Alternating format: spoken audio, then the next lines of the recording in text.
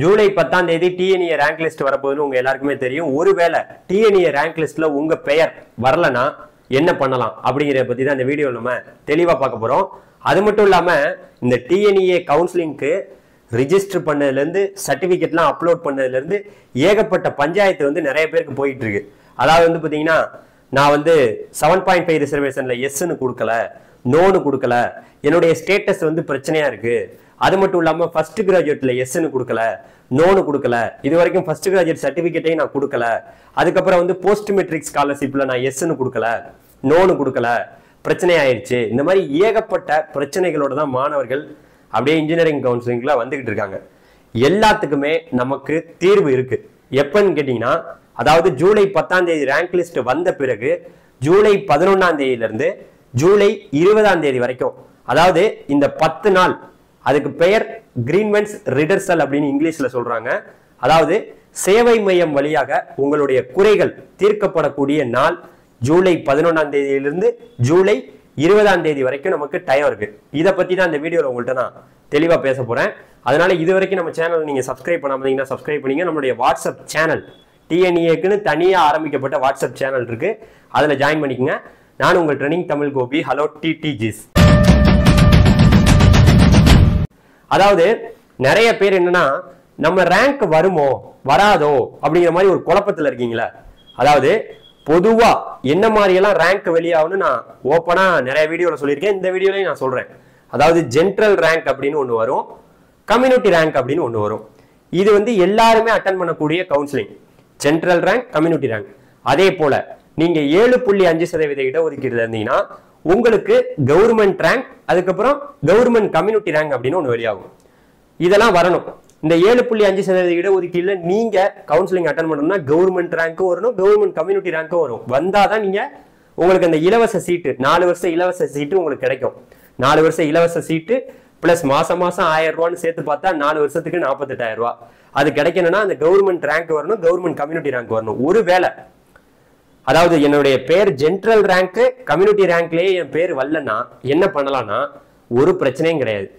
நீங்க எல்லாத்தையும் கம்ப்ளீட் பண்ணியிருந்தீங்கன்னா, சர்டிபிகேட்லாம் நீங்க கொடுத்து எல்லாத்தையும் கம்ப்ளீட்டட் ஆகி ஒருவேளை உங்களுடைய பெயர் மிஸ் ஆகிருந்துச்சுன்னா ஜூலை 11ஆம் தேதியில இருந்து ஜூலை 20ஆம் தேதி வரைக்கும் உங்களுடைய ஊருக்கு பக்கத்திலேயே டிஎஃப்சி உதவி மையங்கள் அமைக்கப்பட்டிருக்கும்.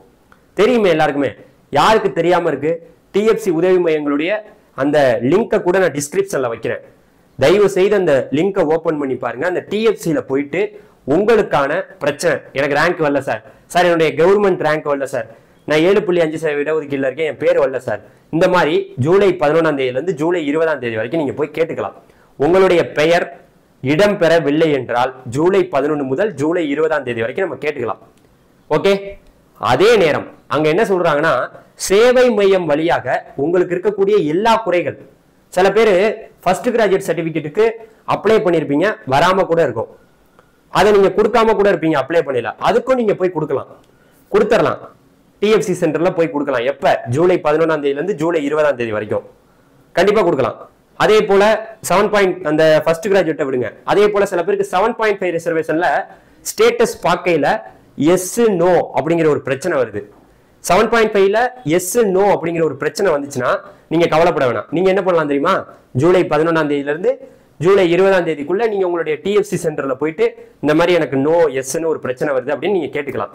அது மட்டும் இல்லாம உங்களுடைய பெயர் வந்து பாத்தீங்கன்னா இதெல்லாம் தாண்டி நீங்க வந்து எஸ்சி, எஸ்சிஏ, எஸ்டி கம்யூனிட்டியா இருந்தீங்கன்னா நீங்க போஸ்ட் மெட்ரிக் ஸ்காலர்ஷிப்ல கண்டிப்பாக சில பேர்லாம் வந்து பாத்தீங்கன்னா இந்த எஸ்சி, எஸ்சிஏ, எஸ்டி கம்யூனிட்டியில உள்ளவங்க ஃபர்ஸ்ட் கிராஜுவேட்லயும் வந்து பாத்தீங்கன்னா எஸ்ன்னு கொடுத்துட்டு போஸ்ட் மெட்ரிக் ஸ்காலர்ஷிப்லயும் எஸ்ன்னு கொடுத்துருப்பாங்க.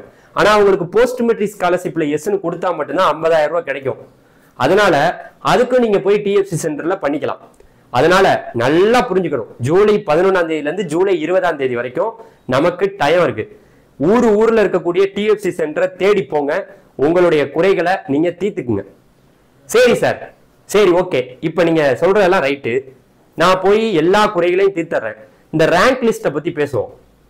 என்னுடைய பெயர் ரேங்க் லிஸ்ட்ல வரல, என்னுடைய பெயர் ரேங்க் லிஸ்ட்ல வரல, மறுபடியும் புதுசா ஒரு ரேங்க் லிஸ்ட் கொடுப்பாங்களா? ஜூலை 10ஆம் தேதி ஒரு ரேங்க் லிஸ்ட் வரப்போகுது. வந்ததுக்கு அப்புறம் ஒருவேளை நான் அந்த ஜூலை 11ஆம் தேதியில இருந்து ஜூலை 20ஆம் தேதிக்குள்ள போயிட்டு இந்த மாதிரி என்னுடைய பெயர் இடம்பெறலன்னு சொல்லி நான் அங்க சொல்லிட்டேன், எனக்கு மறுபடியும் அந்த ரேங்கை வந்து எப்படி கொடுப்பாங்கன்னு கேட்டீங்கன்னா, உங்களுக்கு வந்து மறுபடியும் அந்த ரேங்க் வந்து அப்டேட் ஆகும். எப்படி அப்டேட் ஆகும் தெரியுமா? இப்போ ஒரு பையன் 155 ரேங்க்னா அந்த இடத்துல இந்த பையனும் இந்த ரேங்க் புதுசா போய் ஏதாவது ஒரு பிரச்சனைன்ட்டு ஜூலை 11ஆம் தேதியில இருந்து ஜூலை 20ஆம் தேதி வரைக்கும் போறாங்கல்ல, அவங்களுக்கு தனியா அந்த இடத்துல 155 பார் ஏ அப்படின்னு போடுவாங்க, பார் பி அப்படின்னு போடுவாங்க. அதாவது புதுசா ஒரு ரேங்க் வந்து அப்டேட் ஆகும், கண்டிப்பா அப்டேட் ஆகும். அதனால ஜூலை 10ஆம் தேதி யார் யாருக்கெல்லாம் ரேங்க் வராம போகுதோ யாரும் கவலைப்பட வேணாம். நமக்கு டைம் இருக்கு. ஜூலை 11 முதல் ஜூலை 20ஆம் தேதி வரைக்கும் நம்ம பயப்படவே தேவையில்ல. உங்களுடைய பெயர் இடம்பெறவில்லை என்றால், எனக்கு ரேங்கே வரல சார், எனக்கு பிரச்சனையா இருக்கு சார் அப்படின்னு இருந்தீங்கன்னா கவலைப்படாதீங்க. நம்ம நேரடியா போய் டிஎஃப்சி சென்டர்ல கேட்டுக்கலாம். டிஎஃப்சி சென்டர் எங்க இருக்குன்னு நீங்க என்கிட்ட கேட்காதீங்க. நம்ம திருவள்ளூர்ல ஆரம்பிச்சு கன்னியாகுமரி வரைக்கும் இருக்கக்கூடிய ஒட்டுமொத்த தமிழ்நாட்டில் இருக்கக்கூடிய மாவட்டங்கள்லயும் உங்களுக்காக அரசு, தமிழ்நாடு அரசு சேவை பண்றதுக்காக ஒரு அரசே உங்களுக்கு ஒரு உதவி மையத்தை அமைச்சிருக்காங்க. அதுக்கு பெயர் தான் டிஎஃப்சி. டிஎஃப்சி அப்படிங்கிறதுக்கு நீங்க விளக்கம் உங்களுக்கு தெரியும். ஓகே, அதனால வந்து பாத்தீங்கன்னா தயவு செய்து மாணவர்கள் கவலைப்பட வேணாம். சார் எனக்கு பேர் வந்து சார் எனக்கு ஃபர்ஸ்ட் கிராஜுவேட் இருக்கு சார், சார் இப்போ நான் என்ன பண்றது சார் அப்படின்னு சில பேர் கேட்குறாங்க. சில பேர் சார் போஸ்ட் மெட்ரிக் ஸ்காலர்ஷிப்ல நான் எஸ்ன்னு கொடுத்து ஃபர்ஸ்ட் கிராஜுவேட்லயும் எஸ்ன்னு கொடுத்துட்டேன் சார் அப்படிங்கிறாங்க. ரெண்டாவது. மூணாவது, சார் எனக்கு 7.5 ரிசர்வேஷன்ல பேர் எஸ்ன்னு வருது, நோன்னு வருது, இந்த மாதிரி பெரிய பிரச்சனையா இருக்கு சாருங்கிறாங்க. எல்லா பிரச்சனைக்கும் முடிவு ஜூலை 11 முதல் ஜூலை 20. அதுக்கப்புறம் டைமே கிடையாது. அதனால ரேங்க் வந்ததுக்கு அப்புறம் யார் யாருடைய பெயர் இடம்பெறவில்லையோ, இந்த பிரச்சனையா இருக்கட்டும், ஃபர்ஸ்ட் கிராஜுவேட் புதுசா இப்ப உடனே உங்களுக்கு கிடைச்சிருக்கலாம் சில பேருக்கு. ஒருவேளை ஃபர்ஸ்ட் கிராஜுவேட் நீங்க கொடுக்க முடியாம போற பட்சத்துல கூட நம்ம காலேஜ்ல கூட போய் கொடுத்துக்கலாம், ஒன்றும் தப்பு கிடையாது. காலேஜ்ல கொண்டு போய் கொடுத்தோம்னா 25,000 ரூபாய் கம்மி பண்ணுவாங்க, தப்பு இல்ல.